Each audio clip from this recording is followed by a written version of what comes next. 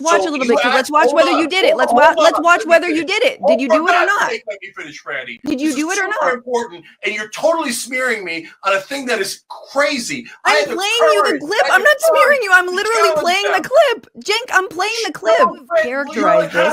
Look at this. They didn't agree with you. No. I'm saying you're trying to get them to agree to constitutional rights. That's exactly what we should do. We should say trans people are just like every American citizens, and they should have constitutional rights. I go and have the courage to challenge that audience to that, and then you want to make fun of it? Like I'm saying agree with you. What do you want? Hey guys, welcome back to the channel. Today we're breaking down the wild debate between Francesca and Cenk Uygur, where Cenk tries way too hard to pander to MAGA fans at a Turning Point event. Spoiler alert, Francesca absolutely obliterates him. It's honestly hilarious watching him fumble around, desperately trying to explain himself. You can see he's trying to win over everyone, but let's be real, it completely backfires, and it's glorious. Before we dive into the chaos, make sure to hit that like button and subscribe to the channel.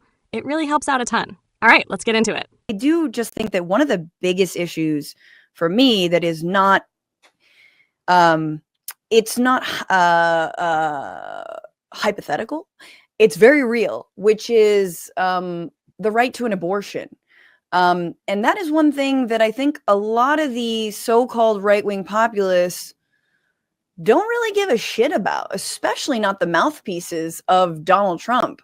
They don't care that women are bleeding out from miscarriages and dying, going into septic shock. They don't care that they're being turned away from hospitals, that, yeah, their life or death is dependent on a bureaucracy right now.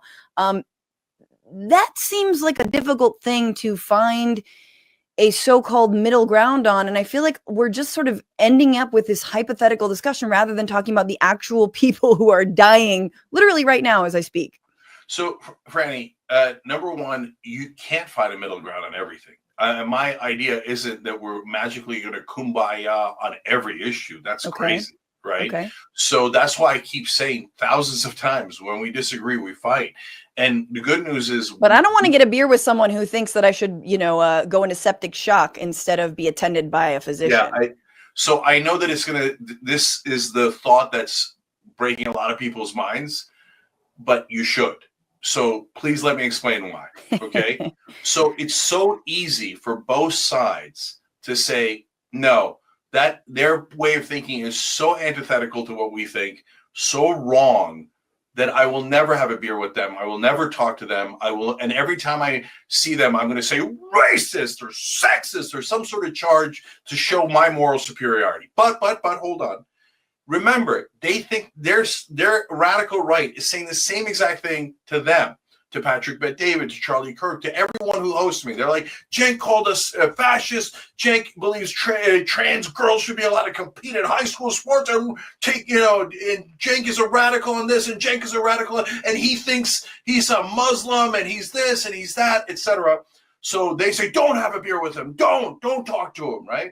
So, but that's exactly how we get siloed. And instead of having conversations and realizing, yes, we massively disagree on 60, maybe 80% of issues, but for Christ's sake, on some of the most important issues, that 20 to 40% where we agree on economic populism, we never get to an agreement, and then the establishment laughs their ass off at us. Sure, but Cenk, because we hate each other. If your 5% of disagreement with me is I don't believe you should have equal rights under medical law, I fuck you. You know what I'm saying? Like wait, hang on. It's not fuck you. It's I'll see you when I beat you. Do you know what I'm saying? And this is to me what left-wing populism is about. This is what Bernie was so good at doing. He would never throw anyone under the bus. He would always remember black, white, gay, straight, Muslim, Jewish. Like, he kept on going, and he'd be like, when's he going to finish this laundry list of people he wants to bring on board to the political revolution? And it was brilliant, and he never forgot to do it. And he never caped to the right or the right-wing framing. He said, yes, he might work with Trump on some labor stuff. Did Trump want to do that shit? Of course he didn't, right? Did Trump vetoed a bill that he finally got passed to not sell Saudi Arabia weapons when he finally reached across the aisle.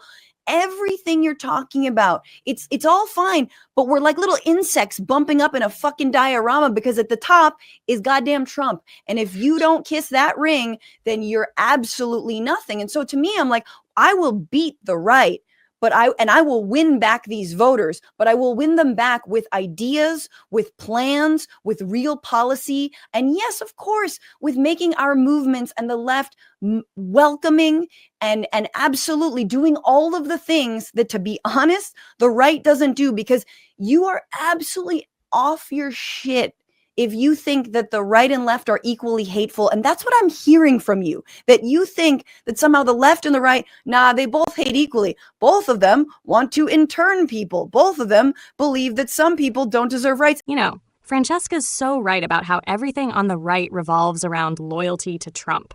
It's not about fixing real issues or helping people. It's all about playing his game. Meanwhile, the establishment just sits back and loves the chaos because it keeps everyone distracted and divided. It's frustrating, but she nails it. What I really like about Francesca's approach is how she focuses on winning people back with real ideas and policies. She's not saying we should compromise on basic values or buddy up to people who deny fundamental rights. She's saying we show people a better way by actually delivering solutions that matter to their lives. That's how you win, by proving your ideas work. And she's so right about the stakes. When someone's disagreement denies your basic humanity, like access to life-saving medical care, it's not just politics, it's personal. It's life and death. Drawing a line there isn't just fair, it's necessary. But Francesca also knows we can't just stay stuck in this cycle of anger and division. The only way forward is to focus on what we stand for and how it actually helps people. Francesca's perspective is refreshing because it's not about ego or scoring points. It's about making real progress. She keeps it clear, focused, and rooted in what really matters. And that's the kind of energy we need right now. And I want to play this because this was a very awkward moment. Franny, I'm a stand-up comedian. Things that are wrong. No, Bernie agrees with my positions 100%. Wait, so who? What you described about Bernie is exactly me. And so that's why I'm like, what Bernie has the same positions as me, the same idea, the same framing. In fact, he's agreed with Elon Musk on cutting the Pentagon in the exact same way that I have. And yet Bernie's an angel and I'm the devil. Like, that's crazy. No one's saying that you're the devil. That's crazy. Bernie actually builds. He's not making the rounds. He's not making the rounds and not pushing back. He's not pushing back. He published an op-ed in Fox News today. He makes the rounds exactly like I do. That's exactly like I do. Good. No, I think that's important. But honestly, Cenk, file your nails or something, because this was not good. This was not a good look during that conference. I want to ask you guys something. Do you believe that trans Americans should have the same constitutional rights as all Americans to employment, health care, and housing? Constitutional rights. Okay. Cenk, I'm a stand-up comic, so I listen to crowds regularly. I know when they are booing, groaning, or in this case, there is a whistle of disapproval, and I know when they are cheering. Now, let's play it again. They're not on board with trans people having the same constitutional rights. I want to ask you guys something. Do you believe that trans Americans should have the same constitutional rights as all Americans to employment, health care, and housing? Constitutional rights. Do you want me to translate? Did you catch how the MAGA crowd reacted when Cenk asked if trans Americans should have the same constitutional rights as everyone else? You'd think it'd be a no-brainer, basic stuff like employment, healthcare, and housing. But instead, it was a mess. Some claps mixed with boos, and even a few whistles of disapproval. Like, really? Equal rights is controversial now? That reaction says it all. And honestly, you could see how confused Cenk was up there. He looked like he walked into the wrong room. He probably expected this crowd to be more open, especially since Charlie Kirk is always trying to paint MAGA as not extreme and just misunderstood. But man, that reaction was a wake-up call. Cenk's face said it all. He couldn't believe the crowd wasn't fully on board, and you know he was hoping Charlie would jump in and explain the reaction. But guess what? Charlie looked just as lost. It's kind of funny how both of them seemed caught off guard, like they really believed this audience was more reasonable or inclusive. The truth is, the culture war runs deep with this crowd. Even something as basic as saying trans people deserve the same constitutional protections gets pushback. Cenk wanted a conversation, but what he got was a full-on reality check about where this part of the right really stands. You got like Well, maybe like a sixth of the audience. There's a couple people clapping very, very no. Okay. So, And then Franny, let's break it down. this is the best. Wait, this is the best part. You got to keep watching because it's the best that like not only you get hung out to dry on this like can we all agree shtick that you're on, and they don't meet you, God, and it's then Charlie so- meets you with this. Constitutional right to housing. Wait, I It's love late- it. Well, there is no constitutional right to housing. So then he goes like, wait a minute, not only don't I not agree with you on the trans people, because he never answered it. He's like, actually, fuck your right to housing anyway. And I know that's not even what the Constitution says. It's just equal protection around housing, right? It doesn't say you have a right to housing. I wish it did. But like, it's just amazing to me. Like, do you see? And you look at him and there's a moment you're just kind of like, there's just this moment and it's just like, what are we doing, Cenk? Like, what's going Franny, on here? See, this is a great example. You're being so unbelievably unfair about that interaction. Mm-hmm. The reason I did that, Franny, and I knew I was taking a big risk, You were. is because I wanted to try to get some of them because I've done it on other right-wing shows and it worked really well. It didn't work really well this time. That's why it was a risk. But I challenged them on how trans people are like every American and they should have constitutional rights. Well, let's watch a little bit. Let's watch hold whether on, you did it. Let's hold on, watch let me whether you finish. did it. Did you do it or For not? God's sake, let me finish, Franny. Did you This do is it or super not? important, and you're totally smearing me on a thing that is crazy. I'm had playing the you the courage, clip. I had I'm the not smearing you. I'm courage to literally challenge playing them. the clip. Cenk, I'm playing the clip. No, Brett, will you let me talk?